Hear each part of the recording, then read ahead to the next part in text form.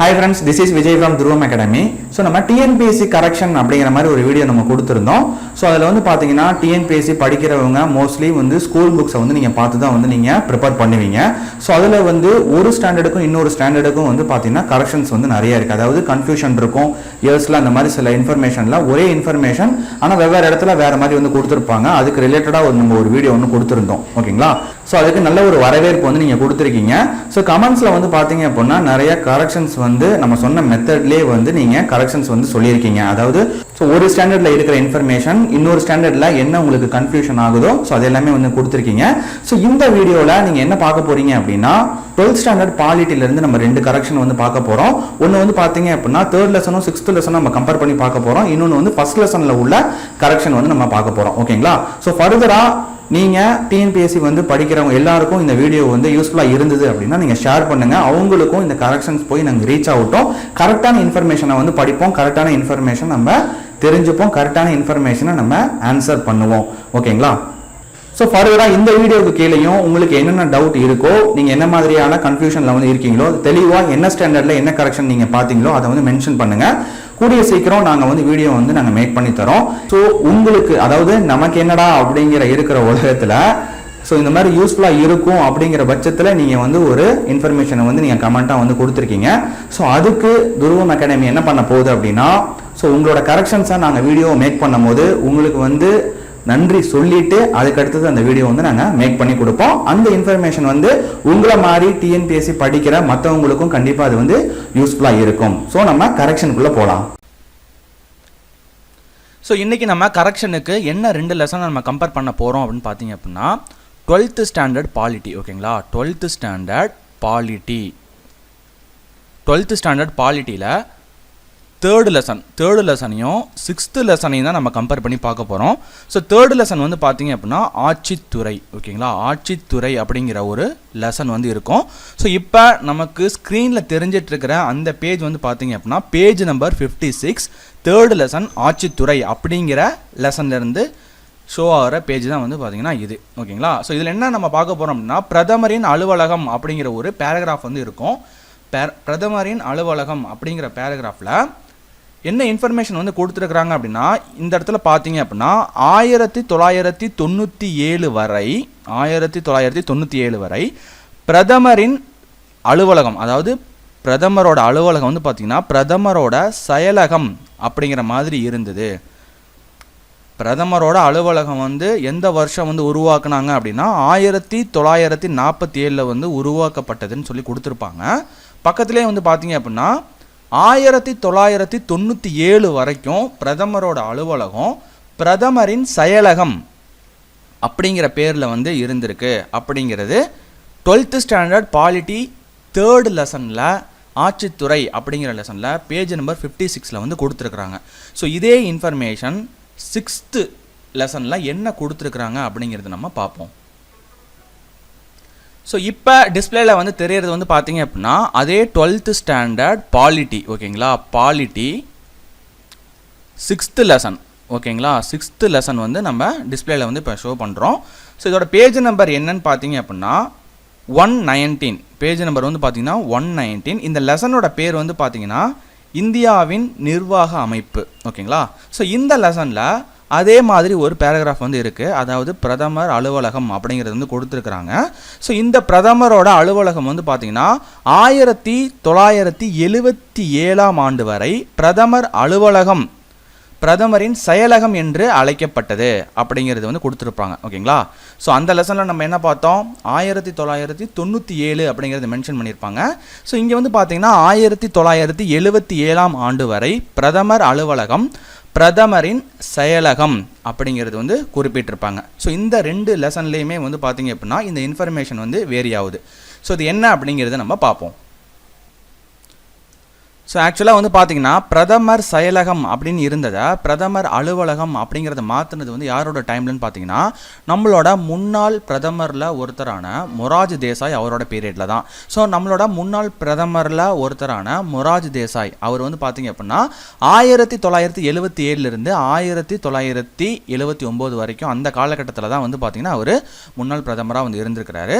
So அப்போ வந்து பார்த்தீங்க அப்படின்னா 1977 தான் வந்து பிரதமர் செயலகம் வந்து பிரதமர் அலுவலகமாக வந்து மாற்றிருக்காங்க. ஸோ அப்போ 12th ஸ்டாண்டர்டில் நியூ புக்கில் வந்து கொடுத்துருக்குறாங்க பார்த்தீங்களா, பாலிட்டியில் 12th ஸ்டாண்டர்ட் பாலிட்டியில் தேர்ட் லெசன் ஆட்சித்துறையில் கொடுத்துருக்கிற இன்ஃபர்மேஷன் வந்து தவறு. ஓகேங்களா. 6th லெசனில் கொடுத்துருக்கிற இன்ஃபர்மேஷன் வந்து கரெக்ட். ஓகேங்களா. ஸோ நம்ம நெக்ஸ்ட் கரெக்ஷன் பார்ப்போம்.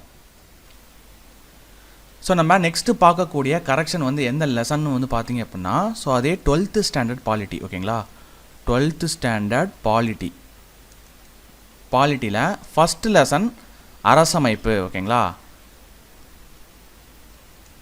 ஸோ அரசமைப்பு அந்த லெசனில் பேஜ் நம்பர் 13. ஓகேங்களா. ஸோ இங்கே வந்து சங்கரலிங்கனார் அவர்களை பற்றின இன்ஃபர்மேஷன் வந்து இந்த பேராகிராஃபில் வந்து கொடுத்துருப்பாங்க. ஸோ இங்கே வந்து பார்த்தீங்க அப்படின்னா 1956 ஜூலை 27 வந்து பார்த்தீங்கன்னா அவர் வந்து ஒரு உண்ணாவிரதத்தை வந்து மேற்கொள்கிறாரு. 12 அம்ச கோரிக்கையை வந்து முன் வைப்பார். ஸோ அதில் ஒன்று வந்து என்னென்னு பார்த்தீங்க அப்படின்னா, மദ്രാஸ் மாநிலம் அப்படிங்கிற பெயரை வந்து மாற்றி தமிழ்நாடு அப்படிங்கிற பேரை வந்து மாற்றணும் அப்படிங்கிற ஒரு 12 அம்ச கோரிக்கையில் அதுவும் ஒன்று. ஓகேங்களா. ஸோ அதில் வந்து பார்த்தீங்கன்னா மொத்தம் 75 நாட்களை கடந்து சங்கரலிங்கனார் வந்து பார்த்தீங்க அப்படின்னா 1956 அக்டோபர் 13 அன்று உண்ணாவிரத போராட்டத்தின் 76ஆம் நாள் உயிர் நீத்தார் அப்படிங்கிற ஒரு இன்ஃபர்மேஷன் வந்து கொடுத்துருப்பாங்க. ஓகேங்களா. அதுக்கப்புறம் தமிழ்நாடு உங்களுக்கு தெரியுமா அப்படிங்கிறது பக்கத்திலே பாக்ஸ் பண்ணி கொடுத்துருப்பாங்க. ஸோ அதில் வந்து பார்த்தீங்க அப்படின்னா 20/7/1956 முதல் 10/10/1956 வரை 76 நாட்கள் உண்ணாவிரதம் இருந்து உயிர் நீத்தார் அப்படிங்கிறத மென்ஷன் பண்ணியிருப்பாங்க. ஸோ இந்த ரெண்டு இன்ஃபர்மேஷன்லேயே வந்து பார்த்தீங்க அப்படின்னா டிஃப்ரென்ஸ் வந்து இருக்குது. இங்கே என்ன கொடுத்துருக்குறாங்க, 1956 ஜூலை 27 உண்ணாவிரதத்தை ஆரம்பிக்கிறாங்க. இங்கே 20/7/1956 உண்ணாவிரதத்தை ஆரம்பிக்கிறாங்க அப்படிங்கிற இன்ஃபர்மேஷன் வந்து கொடுத்துருப்பாங்க. ஓகேங்களா. ஸோ ஆக்சுவலாக வந்து எது கரெக்ட் அப்படின்னு பார்த்தீங்க அப்படின்னா, இவர் உண்ணாவிரதத்தை எந்த நாள் ஆரம்பித்தார் அப்படின்னா 27 ஜூலை 1956 உண்ணாவிரதத்தை ஆரம்பிக்கிறார். ஓகேங்களா. ஸோ அதுக்கு அடுத்தது வந்து எத்தனை நாள் வரைக்கும் அந்த உண்ணாவிரதம் வந்து தொடருது அப்படின்னா, உங்களுக்கு 10/10/1956 வரைக்கும் அந்த உண்ணாவிரதம் வந்து தொடருது. இவர் வந்து இறக்கிற கண்டிஷன் போயிடுறாரு. இவர் வந்து ரொம்ப வந்து உடம்பு வந்து நலிவுற்று அன்கான்சியஸ் ஆயிடுறாரு. ஓகேங்களா.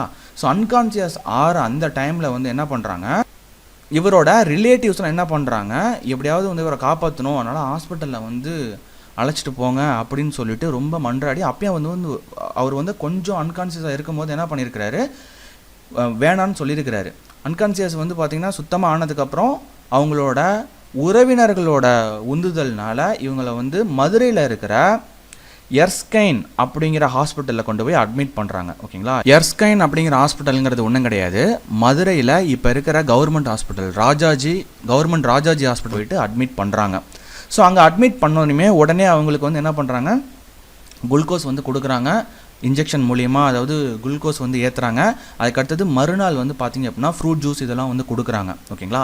ஆக்சுவலாக வந்து அவர் உண்ணாவிரதம் இருந்தது வந்து பார்த்திங்க அப்படின்னா 27/7/1956 10/10/1956 வரைக்கும் 76 நாட்கள்.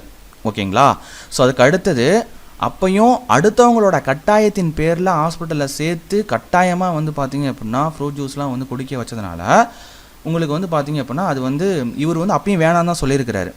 ஆனால் அவர் இறந்தது வந்து பார்த்திங்க அப்படின்னா அக்டோபர் 13. ஓகேங்களா.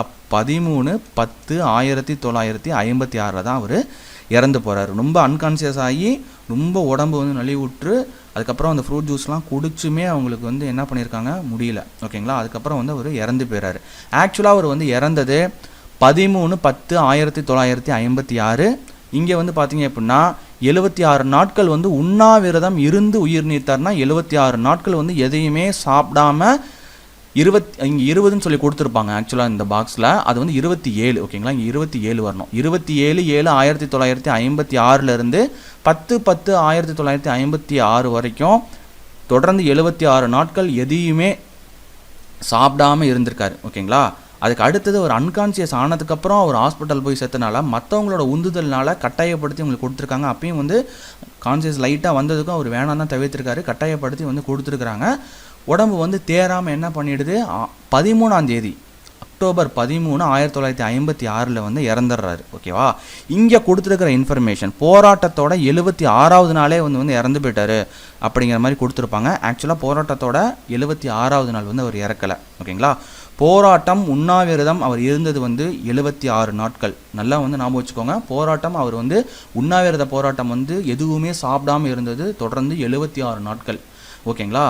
ஸோ இங்கே வந்து கொஸ்டின்ஸ் வந்து எப்படி வந்து வரும் அப்படின்னு வாய்ப்பு இருக்குது அப்படின்னா, எத்தனை நாட்கள் வந்து உண்ணாவிரதம் இருந்து உயிர் நீத்தார் அப்படிங்கிற மாதிரி கேட்டாங்கன்னா கண்டிப்பாக 76 அப்படிங்கிறத நம்ம மென்ஷன் பண்ணிடணும். ஏன்னா 76 நாள் எதுவுமே சாப்பிடாமல் இருந்திருக்காரு. 12 அம்ச கோரிக்கையை முன் வச்சு அவர் எந்த தேதியில் வந்து உயிர் நீத்தார் அப்படின்னு பார்த்தீங்கன்னா 13/10/1956 தான் வந்து அவர் உயிர் நீத்திருக்காரு. ஓகேங்களா? அதுக்கப்புறம் தான் வந்து பார்த்தீங்கன்னா மദ്രാஸ் மாநில பெயர் மாற்ற சட்டம் வந்து 14 ஜனவரியில் வந்து தமிழ்நாடு அப்படிங்கிறது மாதிரி ஏற்றப்பட்டிருக்கு. அதை வந்து மாற்றினவர் வந்து பார்த்திங்கன்னா முன்னாள் முதலமைச்சர் CN அண்ணாதுரை அவர்கள். ஓகேங்களா? ஸோ இந்த இன்ஃபர்மேஷன் இந்த லெஃப்ட் சைடு கொடுத்துட்ருக்க இந்த இன்ஃபர்மேஷனுக்கும் ரைட் சைடில் பாக்ஸில் கொடுத்துட்ருக்க அந்த இன்ஃபர்மேஷனுக்கும் எது கரெக்ட் அப்படின்னு பார்த்தீங்க அப்படின்னா, ஸோ இதுதான் 27/7/1956 உண்ணாவிரதத்தை ஆரம்பித்து 10/10/1956 உண்ணாவிரதத்தை இவர் நிறுத்தலை. உடம்பு நலிவுற்று அன்கான்சியஸ் ஆகிற ஸ்டேட்டுக்கு போனதுனால ரிலேட்டிவ்ஸ் கட்டாயப்படுத்தி ஹாஸ்பிட்டலில் கொண்டு போய் ஜாயின் பண்ணியிருக்காங்க. அங்கே 2 நாள் இருந்துட்டு தான் வந்து அவர் வந்து என்ன பண்ணியிருக்காரு, 13ஆம் தேதி வந்து இறந்துருக்காரு. தொடர்ந்து அவர் எதுவுமே சாப்பிடாமல் இருந்தது வந்து பார்த்திங்கன்னா 76. ஓகேங்களா? இதில் உள்ள கரெக்ஷன். ஓகேங்களா? ஸோ இந்த வீடியோவோட உங்களுக்கு 2 கரெக்ஷன்ஸ் வந்து ஓவர் ஆகுது. ஸோ இது போல் வந்து பார்த்திங்கன்னா நிறைய பேர் வந்து கமெண்ட்டில் வந்து மென்ஷன் பண்ணியிருக்காங்க கரெக்ஷன்ஸ். ஸோ ஒன்று நாங்கள் வந்து முடிஞ்ச வரைக்கும் சீக்கிரமாக அந்த கரெக்ஷன்ஸை வந்து நாங்கள் பார்த்து உங்களுக்கு நாங்கள் கொடுப்போம். இந்த வீடியோ வந்து பார்த்திங்கன்னா பயனுள்ளதாக இருந்தது அப்படின்னா கண்டிப்பாக உங்களை போல் டிஎன்பிஎஸ்சி படிக்கிற ஒவ்வொருத்தவங்களுக்கும் ஷேர் பண்ணுங்கள். அவங்க எல்லாத்துக்கும் வந்து இது வந்து யூஸ்ஃபுல்லாக இருக்கும். So thank you friends. அடுத்த வீடியோவில் இன்னொரு கரெக்ஷனோட நம்ம பார்ப்போம். தொடர்ந்து நம்ம கமெண்ட்டில் வந்து பார்த்தீங்கன்னா என்ன கரெக்ஷன் நீங்கள் கிராஸ் பண்ணி வந்தீங்க அப்படிங்கிறத மென்ஷன் பண்ணிகிட்டே வாங்க. ஸோ அதுக்கு அடுத்த வர வீடியோலலாம் யார் அந்த கரெக்ஷனை வந்து மென்ஷன் பண்ணாங்க அவங்களோட பேரை வந்து நம்ம முன்னாடி போட்டு அவங்களுக்கு நன்றி சொல்லி அதுக்கு அடுத்தது அந்த கரெக்ஷனையும் நம்ம வந்து கொடுக்க போகிறோம். So thank you friends. This is Vijay from துருவம் அகாடமி.